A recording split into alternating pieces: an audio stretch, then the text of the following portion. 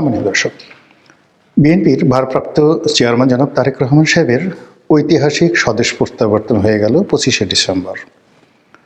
তিনি প্রায় 17 বছর পর সুদূর প্রবাস থেকে বহু চড়াই উতরাই পেরিয়ে এবং বহু বিতর্ক এড়িয়ে নানা সমালোচনা, আশা নিরাশা, হতাশার যে দোলাচল যা ছিল, তিনি আসবেন কি আসবেন না, আসতে পারবেন কি পারবেন না, তাকে আসতে দেওয়া হবে কি হবে না, এবং তিনি শেষ পর্যন্ত আসলে আসবেন কিনা, এরকম নানা রকম তর্ক বিতর্ক আলোচনা সমালোচনাকে পায়ে মারিয়ে শেষ পর্যন্ত তিনি বাংলাদেশে এসেছেন। তার এই আগমন আগামীর রাজনীতির জন্য টার্নিং পয়েন্ট হবে। সেই বিষয়গুলো নিয়ে আলাদা আলোচনা করা হবে, কিন্তু আজকের যে প্রসঙ্গ, সেই প্রসঙ্গ তাকে যে গণসংবর্ধনা দেওয়া হলো, সেই গণসংবর্ধনা নিয়ে আমার যে বিশ্লেষণ সেটি করার চেষ্টা করব। আপনারা সবাই যেটি খবরের মাধ্যমে জানেন যে তিনি লন্ডন থেকে এসেছেন। তার স্ত্রী, তার সন্তান, একমাত্র সন্তান জাইমা রহমান তার সঙ্গে আসছেন। আর পত্রপত্রিকা আরেকটি খবর এসেছে, সেটি হলো তাদের যে প্রিয় পোষা বিড়াল রয়েছে জেবু। তো জেবুর জন্য পাসপোর্ট হয়েছে, ভিসা হয়েছে এবং জেবুও বাংলাদেশে এসেছে। এটা ডেইলি স্টার, প্রথম আলো থেকে শুরু করে এমনকি বিবিসি, তো সকল গণমাধ্যম, সেটা দুষ্টমি করে হোক কিংবা ইন্টেলেকচুয়ালি যেটিকে বলা হয় করাপশন, ডিসঅনেস্ট, সেই কারণেই হোক, জেবুর বাংলাদেশে আগমন এই বিষয়টিকে সকল গণমাধ্যম লাইমলাইটে নিয়ে এসেছে। এটি নিয়ে প্রচুর আলোচনা হচ্ছে, তর্ক হচ্ছে, বিতর্ক হচ্ছে, যা আগামী দিনে বিএনপি রাজনীতির জন্য অনেকটা বুমেরাং হয়ে পড়বে। যেটা বলছিলাম যে তিনি এলেন, তারপর সেখান থেকে তিনি যে পূর্বাচল 300 ফিট, বিখ্যাত 300 ফিট যে নান্দনিক, আমাদের একটা আইকনিক ওয়ার্ক, যেটিকে বলা হয় আমাদের সাউথ ইস্ট এশিয়া, দক্ষিণ পূর্ব Asia one of the public masterpiece, মানে সরকার ক্ষমতায় থেকে যে সকল কর্মকাণ্ড দক্ষিণ পূর্ব এশিয়াতে গত 100 বছরে আইকনিক ল্যান্ডমার্ক যে কাজগুলো করেছে বিভিন্ন সরকার, তার মধ্যে এই পূর্বাচলের 300 ফিটের যে সড়কটি, এই সড়কটি বিগত সরকার আমলের একটি মেগা প্রজেক্ট। এটির প্রয়োজনীয়তা, এটির নান্দনিকতা সব মিলিয়ে এই কাজের মধ্যে আওয়ামী লীগ সরকারের যে গুণগান, আওয়ামী লীগ সরকারের যে অহমিকাবোধ, এই 300 ফিটের মধ্যে ফুটে উঠেছে। এবং এই 300 ফিটের দুপাশে দুটো লেক করার জন্য সাবেক প্রধানমন্ত্রী শেখ হাসিনা যে জিদ করেছিলেন, পরবর্তীতে এখানে আরও বেশ কয়েকটি আন্ডারপাস, ওভারপাস করার জন্য যেভাবে পুরো প্রকল্পকে আবার নতুন করে ঢেলে সাজাতে হয়েছে এবং প্রচুর অর্থ ব্যয় করা হয়েছে, যেটি দক্ষিণ পূর্ব এশিয়াতে অন্য কোনো দেশে সম্ভব নয়। আইয়ুব খানের জামানাতে যখন ইসলামাবাদ নতুন রাজধানী হিসেবে গঠিত হয়েছিল, ঠিক ওই সময়টাতে ইসলামাবাদকে কেন্দ্র করে আইয়ুব খানের যে একটা মাস্টার প্ল্যান ছিল, ঠিক এমনই একটি আওয়ামী লীগের মাস্টার প্ল্যান হলো 300 ফিটের এই মহাসড়কটি। তো এই 300 ফিটের মহাসড়কে জনাব তারেক রহমান সাহেবের যে অভিষেক সংবর্ধনা হলো, ফলে এটা নিয়ে আওয়ামী লীগের যারা লোকজন তারা টিপ্পনি কাটার চেষ্টা করছেন যে তিনি এয়ারপোর্ট থেকে নামার পর যে নান্দনিক এয়ারপোর্ট দেখেছেন, নতুন এয়ারপোর্ট, ওভারপাস দেখেছেন, আন্ডারপাস দেখেছেন, এক্সপ্রেসওয়ে দেখেছেন, এবং এক্সপ্রেসওয়ে দেখে তিনি যখন 300 ফিটে এসেছেন, নিজের অজান্তে তাকে শুধু বারবার শেখ হাসিনার কথা, সাবেক সরকারের কথা স্মরণ করতে হয়েছে। তো তাকে এই যে একটা মানসিক চাপের মধ্যে আগামী দিনের রাষ্ট্রনায়ক বা প্রধানমন্ত্রী হিসেবে তার সামনে যে টার্গেট ধরিয়ে দেওয়া হলো যে আগামী দিনে তাকে এরকম আরও বেশ কয়েকটি 300 ফিট রাস্তা করে শেখ হাসিনার জামানাকে অতিক্রম করতে হবে, এই কথা বলে আওয়ামী লীগের লোকজন নানাভাবে টিটকারি এবং টিপ্পনি কাটার চেষ্টা করেছে। দ্বিতীয়ত, যে এই অনুষ্ঠানে 1 কোটি লোকের সমাবেশ ঘটানোর জন্য বিএনপি চেষ্টা করেছে। এর মধ্যে ঢাকার বাইরে থেকে 50 লাখ আর ঢাকা শহরের 50 লাখ, মোট 1 কোটি লোক। তো সেই 1 কোটি লোক কোথায় থাকবে? এয়ারপোর্ট থেকে 300 ফিট পর্যন্ত, 300 ফিট থেকে একেবারে সেই যত দূর দৃষ্টি যায়। এখন সকল টেলিভিশনগুলো, সামাজিক মাধ্যমগুলো বিভিন্নভাবে মানে দূরবর্তী ড্রোন থেকে তারা ছবি তোলার চেষ্টা করছে, যদিও সভাস্থলের ড্রোন উড্ডয়ন করে নিষিদ্ধ ছিল। এবং সবাই দেখানোর চেষ্টা করেছে যে বাংলাদেশে এইরকম জনসমাবেশ কখনো কোনো কালে হয়নি। আমি একবার বলেছিলাম যে হয়তো ঢাকা শহরে 1 কোটি লোক আছে, আরও 50 লাখ লোক যদি শহরের বাইরে থেকে আনা হয়, তাহলে এই ঢাকা শহরে তারেক রহমান সাহেবের আগমন উপলক্ষে 1.5 কোটি লোকের একটা সম্মিলন হবে। তো অনেকে আবার আমাকে জিজ্ঞাসা করেছেন, আপনি বলুন তো কত লোক হয়েছিল। কিন্তু বাস্তবতা হলো যে তারেক রহমান সাহেবের এই আগমন উপলক্ষে বিএনপির নেতাকর্মীরা তাদের সর্বোচ্চ ত্যাগ স্বীকার করেছে। বিভিন্ন অঞ্চল থেকে তারা দলে দলে এসেছেন এবং 1 দিন 2 দিন আগেও তারা এসেছেন এবং সম্ভবত শনিবার ও রোববার পর্যন্ত তারা এই শহরে অবস্থান করবেন। ফলে বিপুল উপস্থিতি হয়েছে, এতে কোনো সন্দেহ নেই, কোনো সন্দেহ নেই। এখন এটার আফটার ইফেক্টগুলো কী? অনেকগুলো আফটার ইফেক্ট আছে যে উনি আসার ঘোষণা দেওয়ার পর থেকে বাংলাদেশের অন্যান্য যে সকল রাজনৈতিক খবরাখবর রয়েছে সবগুলো ব্ল্যাক আউট হয়ে গিয়েছে। বিশেষ করে ওসমান হাদির হত্যাকাণ্ডের পর যে একটি বিরূপ অবস্থা তৈরি হয়েছিল, সেই বিরূপ অবস্থার প্রেক্ষিতে বিএনপি যে নাজুক অবস্থার মধ্যে পড়ে গিয়েছিল এবং যেভাবে বিএনপির দিকে আঙ্গুলি নির্দেশ করা হচ্ছিল, যেভাবে সেই মৃত্যুকে পুঁজি করে অনেকে ব্যবসা বাণিজ্য করার চেষ্টা করেছে এবং অনেকে নানা রকম অপকর্ম ঘটিয়ে পুরো বাংলাদেশকে অশান্ত করা, এরপরে বিকল্প শক্তি, জরুরি অবস্থা, সেনা শাসন নিয়ে যে আতঙ্কের পরিবেশ তৈরি হয়েছিল, সবার মুখে রীতিমতো ছাই পড়ে গেছে জনাব তারেক রহমান সাহেবের স্বদেশ প্রত্যাবর্তন উপলক্ষে। এখন প্রশ্ন হলো যে এই যে একটা বিশাল একটা ইমেজ তৈরি হলো, একটা আবেগ তৈরি হলো, একটা উচ্ছ্বাস তৈরি হলো, এটি কতদিন থাকবে এবং এটির আলটিমেট গোল কি? দুটো হতে পারে। প্রথমত হলো যে এই যে তিনি আজকের দিনে যে ভাইবটি তুলেছেন, এটি যদি তিনি ধরে রাখতে পারেন তাহলে তিনি অঘোষিত প্রধানমন্ত্রী। পরবর্তী যে কয়টি দিন আছে সেই কয়টি দিন মূলত তার কথা মতোই বাংলাদেশ চলবে, যদি তিনি সেটি ধরে রাখতে পারেন। 2 নম্বর হলো যে এই সময়টিতে বাঙালি যেটি চায় সেটা হলো ক্ষমতা দেখতে চায়। এই সময়টিতে তাকে ক্ষমতা প্রয়োগ করতে হবে এবং আমাদের দেশের এই যে জনসভাতে আপনি গেলেন, প্রচুর জনগণ আপনার সাথে দেখা করতে আসলো, এটা কোনো অর্থ বহন করে না।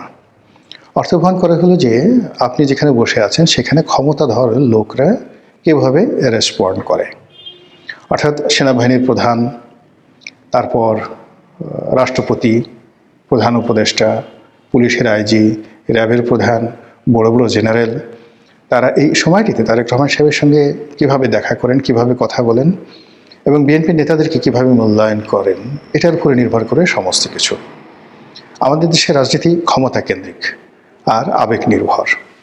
যখন মানুষের আবেগ খুব প্রবল আকার ধারণ করে তখন মানুষ সেই বন্যার পানির মতো রাস্তায় নেমে যায়, কাউকে তাড়ানোর জন্য, কারো জানাজার জন্যে, কিংবা যাকে বলা হয় কারোর প্রতি আবেগ দেখিয়ে তাকে সংবর্ধনা দেওয়ার জন্য।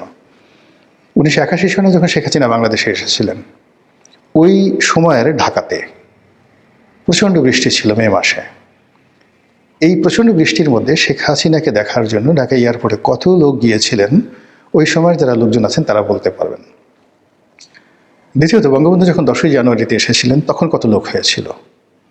তৃতীয়ত, সেই যে বেসিক ডেমোক্রেসির আন্ডারে আইয়ুব খান এবং মোহতারেমা, যাকে বলা হয় ফাতেমা জিন্নাহ, তারা যে প্রতিযোগিতা করেছিলেন সেই সময়টিতে ফাতেমা জিন্নাহ বাংলাদেশে এসেছিলেন এবং ঢাকা থেকে চট্টগ্রামে যেতে তার বেশ কয়েকদিন সময় লেগেছিল। এত বড় জনসমাবেশ বাংলাদেশে ইতিপূর্বে আর কখনো হয়নি এবং পরবর্তীতে হয়নি। এটিকে বলা হয়, আজকের যদি জনসমাবেশ ধরেন কিংবা হাদির জানাজাতে লোকের উপস্থিতি বলেন, তাহলে তার সঙ্গে যদি আপনি সেই 7.5 কোটি বাঙালির বাংলাদেশে ফাতেমা জিন্নাহকে দেখার জন্য যত লোক এসেছিল, অনেক অনেক বেশি লোক এসেছিল। এবং আরও অবাক করার ব্যাপার হলো, ফাতেমা জিন্নাহর পরে সবচেয়ে বেশি লোক এসেছিল মূলত আইয়ুব খানকে দেখার জন্য, যখন সামরিক শাসন জারি করে তিনি এই পূর্ববঙ্গে, তৎকালীন পূর্ববঙ্গে তিনি এসেছিলেন। তো এই হলো বাঙালির আবেগ। আর আবেগ আমাদের দেশে সাধারণত 3-4 ঘন্টা থাকে। 3-4 ঘন্টার পর মানুষ রিয়েলিটিতে চলে আসে, সেটা মৃত্যু নিয়ে হোক, জন্ম নিয়ে হোক, রাগ হোক, ক্রোধ হোক, এনিথিং, এটি 3 থেকে 4 ঘন্টা থাকে। আর হুজুগও 4 থেকে 5 ঘন্টার বেশি থাকে। যে কোনো একটা ব্যাপারে হুজুগ তৈরি হলো, যেমন ডেইলি স্টার পুরানোর হুজুগ। তো হুজুগে বাঙালি অনেক কাজগুলো করে, এই একজন কুড়াল দেখাচ্ছে, একজন রামদা দেখাচ্ছে, কিন্তু এরপরে বাঙালি ভয় পেতে শুরু করে, প্রচণ্ড কি হবে, এখন কি হবে, এই কাজ কেন করলাম, আফসোস করতে থাকে আমাদের দেশে। তো তারেক রহমান সাহেব এখন তার যে প্রিলিমিনারি বা প্রাথমিক যে বিজয়, এটি হয়ে গেছে। তিনি এসেছেন এবং তাকে গ্রহণ করার জন্য, সংবর্ধনা দেওয়ার জন্য বিপুল সংখ্যক নেতাকর্মী উপস্থিত হয়েছেন। দ্বিতীয়ত এখন তাকে এই যে হুজুকে বাঙালির যে চিরায়ত অভ্যাস বা মানুষের যে আবেগকে পুঁজি করে যে বিভিন্ন কর্মকাণ্ড, এই জিনিসগুলো তাকে কিন্তু আবেগ দিয়ে আর চালাতে তিনি পারবেন না। তার ব্যাপারে মানুষের আবেগ সেই 25 তারিখের মধ্যেই শেষ হয়ে গেছে। 26 তারিখ থেকে তাকে দেখাতে হবে ক্ষমতা, তাকে দেখাতে হবে শৃঙ্খলা, তাকে দেখাতে হবে ব্যতিক্রমধর্মী কোনো কিছু, এবং কোনো কথাবার্তা বলার চেয়ে অ্যাকশনটাই হলো তার জন্য সবচেয়ে বড় এই মুহূর্তে পুঁজি। বাংলাদেশে কোথাও যদি এখন বিএনপির নেতাকর্মীরা পারস্পরিক দ্বন্দ্ব সংঘাত করে, মারামারি করে, কাটাকাটি করে, এটি তার জন্য বিশাল একটা বুমেরাং হয়ে পড়বে। কোনো একটা জায়গাতে যদি প্রশাসন, সেটা সেনাবাহিনী হোক, বন্য যা কিছু হোক, তারা যদি বিএনপি নেতাকর্মীদেরকে পাত্তা না দেয়, ধাক্কা দেয়, যেমন দেখা গেল যে আজকে 25 তারিখে উনি যেদিন আসছিলেন, সেই দিন এয়ারপোর্ট রোডে অতি উৎসাহী কিছু নেতাকর্মীদেরকে সেনাবাহিনী লাঠিচার্জ করছে দুপুরের দিকে। এই দৃশ্যটাও ভাইরাল হয়ে গেছে। তো এটা যদি শনিবারে হয়, রোববার হয়, কিংবা আগামী 15 দিন পরে হয় কোনো একটা জায়গাতে, এবং সেখানে যদি তারেক রহমান সাহেব কোনো ক্ষমতা প্রয়োগ করতে না পারেন, লোকজন আর তাকে ভয় পাবে না, লোকজন আর তার প্রতি আকর্ষণ অনুভব করবে না, আর তার কাছে এসে লোকজন নিরাপদ পাবে না। তৃতীয়ত যেটা আছে সেটি হলো যে এই সময়টিতে তিনি যদি তার ইমেজ রক্ষা করার জন্য, মানুষের আবেগ সৃষ্টি করার জন্য নানা রকম চমকপ্রদ কাজকর্ম করার চেষ্টা করেন, এগুলো তার জন্য এই নির্বাচনের মুহূর্তে বুমেরাং হবে। তিনি যদি টুপি মাথায় দেন, নামাজ পড়েন, কথায় কথায় আল্লাহ রাসূলের কথা বলেন, মোনাজাত করার চেষ্টা করেন, আরবিতে কথা বলার চেষ্টা করেন, মাজারে যান, যত বেশি ছুটোছুটি করবেন তত তার ব্যাপারে মানুষের আকর্ষণ কমতে থাকবে এবং মানুষের হুজুগও কমে যাবে, এবং তখন মানুষ নানা রকম ট্রল করার সুযোগ হবে তার বিভিন্ন বিষয় নিয়ে। তিনি যেহেতু 17 বছর পর বাংলাদেশে আসছেন, বাংলাদেশের তার যে খাবার দাবার, এই খাবার দাবার খেয়ে এই পরিবেশে তাকে স্যুট করতে অ্যাটলিস্ট 1 সপ্তাহ সময় লাগবে। হিউম্যান বডি, এটা বুঝতে হবে যে এখানে যে কোনো পরিবেশে মানুষ যদি পৃথিবী থেকে চাঁদের দেশে যায়, তাকে ওইভাবে প্রস্তুতি নিয়ে আসতে হয়। তো কাজেই তিনি, তার যে বয়স এখন 60 বছর, তো এই 60 বছর বয়সের তার যে শরীর রাতারাতি বাংলাদেশের পরিবেশের সঙ্গে অ্যাডজাস্ট করতে পারবে না। দ্বিতীয়ত তার যে খাদ্য নিয়ে সমস্যা হবে, ঘুম নিয়ে সমস্যা হবে, আবহাওয়া নিয়ে সমস্যা হবে, ধুলোবালি নিয়ে সমস্যা হবে। তো তার যারা চিকিৎসক যারা আছেন, তারা এই বিষয়গুলো যদি কেয়ারফুল না হন, সতর্ক না হন, তাহলে হঠাৎ করে দেখবেন যে তিনি অসুস্থ হয়ে গেছেন, একেবারে হঠাৎ করে অসুস্থ হয়ে গেছেন, এবং তাকে হাসপাতালে ভর্তি হতে হবে, এবং সেটার সম্ভাবনা 99%। এই কারণ হলো মানুষ যখন খুব আবেগের মধ্যে থাকে তখন তার হুঁশ থাকে না। আজকে ঢাকার আবহাওয়া বেশ ঠান্ডা ছিল, কিন্তু তিনি কেবলমাত্র একটা শার্ট পরে, যাকে বলা হয় একটা সাদা শার্ট পরে, তিনি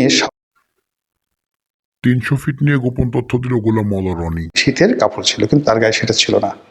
তিনি নিজের অজান্তে সেই বাংলাদেশের আবহাওয়া দ্বারা সেখানে তিনি আক্রান্ত হবেন, এটাই স্বাভাবিক। তো কাজে এই বিষয়গুলো নিয়ে যখন তিনি সামাল দিতে পারবেন না প্রকৃতি এবং পরিবেশকে, তখন দেখা গেল যে একদিনের জন্য যদি তার সর্দি হয়, জ্বর হয়, হাসপাতালে যেতে হয়, মুহূর্তের মধ্যে বাঙালি ভয় পেয়ে যাবে। তারা এই জিনিসগুলো কেয়ার করবে না, তারা মনে করবে যে তার নিঃসন্দেহে কোনো সমস্যা হয়েছে, সাইকোলজিক্যাল প্রবলেম হয়েছে ইত্যাদি। এরপর হলো দলের যারা সিনিয়র নেতৃবৃন্দ রয়েছেন, তার সঙ্গে তার যে সম্পর্ক, সেই সম্পর্কটি এই সময়টিতে যতটা বেশি কেয়ারফুল হতে হবে, ততই বেশি তিনি ভালো করতে পারবেন। অন্যদিকে তাকে কেন্দ্র করে যে তরুণ তুর্কি, বিশেষ করে যাদের বয়স 40-এর নিচে বা 50-এর নিচে যাদের বয়স, তারা এই সময়টিতে যদি ক্ষমতা দেখায় এবং তার সঙ্গে খুব ঘন ঘন যাতায়াত করে, এবং সেটি যদি তিনি অ্যালাউ করেন, অনুমতি দেন, তাহলে তার দলের মধ্যে কিন্তু ভাঙন সৃষ্টি হবে। বোঝার চেষ্টা করুন যে এই যে দলে 70 ঊর্ধ্ব যে সকল নেতৃবৃন্দ রয়েছেন, তাদের মান, সম্মান, মর্যাদা, এগুলো যেন তারেক রহমান সাহেবকে লক্ষ্য করতে হবে। এখন দেখা গেল যে লন্ডনে তিনি যাদের সঙ্গে চলতেন, যাদের সঙ্গে কথাবার্তা বলতেন, তাদের সঙ্গে তিনি ঘন্টার পর ঘন্টা যদি আলাপ আলোচনা করেন, এবং তারা কোনো রকম বিনা অনুমতি ছাড়া দিদারসে সেখানে ঢুকে যাচ্ছে, কথাবার্তা বলছে, এটা যারা সিনিয়র নেতৃবৃন্দ রয়েছেন, অভিজাত রয়েছেন, এলিট রয়েছেন, তাদের জন্য মারাত্মক একটা সাইকোলজিক্যাল প্রবলেম তৈরি করবে। তো এই বিষয়গুলো আগামী 4-5 দিনের মধ্যেই সেটেল হয়ে যাবে যে তিনি আসলে বাংলাদেশের মতো এই যে 2025 সনের যে পরিবেশ পরিস্থিতি, রাজনীতির যে অবস্ট্রাগলগুলো রয়েছে, এগুলো তিনি আসলে প্র্যাকটিক্যালি, এর আগে যেটা করেছেন থিওরিটিক্যালি, এখন প্র্যাকটিক্যালি তিনি সেই জিনিসগুলো কীভাবে সমাধান করেন এবং সেই সমাধানে যদি তিনি চমক তৈরি করতে পারেন, তাহলে চারিদিকে প্রশংসায় তিনি ভাসবেন। আর তাকে কেন্দ্র করে এক ধরনের নস্টালজিয়া তৈরি হয়ে যাবে, তাকে কেন্দ্র করে মানুষের মোহ বাড়তে থাকবে এবং এভাবে তিনি অঘোষিত প্রধানমন্ত্রী রূপে নির্বাচনের বৈতরণী পার হতে পারবেন। কিন্তু উইদিন 7 ডেজের মধ্যে যদি তিনি অসুস্থ হয়ে পড়েন, তার দলের মধ্যে যদি সিনিয়র এবং জুনিয়রদের মধ্যে দ্বন্দ্ব সংঘাত হয়, তার দলের মধ্যে যদি কে ভাইয়ার খুব কাছে, কে ভাবির খুব কাছে, কে বেগম জিয়ার লোক, কে এতদিন ভাইয়ের সঙ্গে খাতির রাখেনি, এই বিষয়গুলো যদি একটি শব্দ উচ্চারিত হয় বিএনপির যে কোনো অফিসে, সেটা পল্টন অফিস হোক, চেয়ারপারসনের অফিস হোক, কিংবা তারেক রহমান সাহেবের নিজের অফিস হোক, এটি দলের জন্য সর্বনাশ ডেকে নিয়ে আসবে এবং হুজুগে বাঙালির হুজুগ মুহূর্তের মধ্যে বন্ধ হয়ে যাবে। এবং যারা উৎপেতে আছেন তারেক রহমান সাহেবের ব্যর্থতা দেখার জন্য, তারা ওই সময়টিকে ম্যাটিকুলাসলি এত চমৎকারভাবে কাজে লাগাবেন যে বিএনপি দম ফেলার সুযোগ পাবে না। মহান আল্লাহ আমাদের সবাইকে হেদায়েত দান করুন এবং হেফাজত করুন। আসসালামু আলাইকুম ওয়া রাহমাতুল্লাহি ওয়া বারাকাতুহু।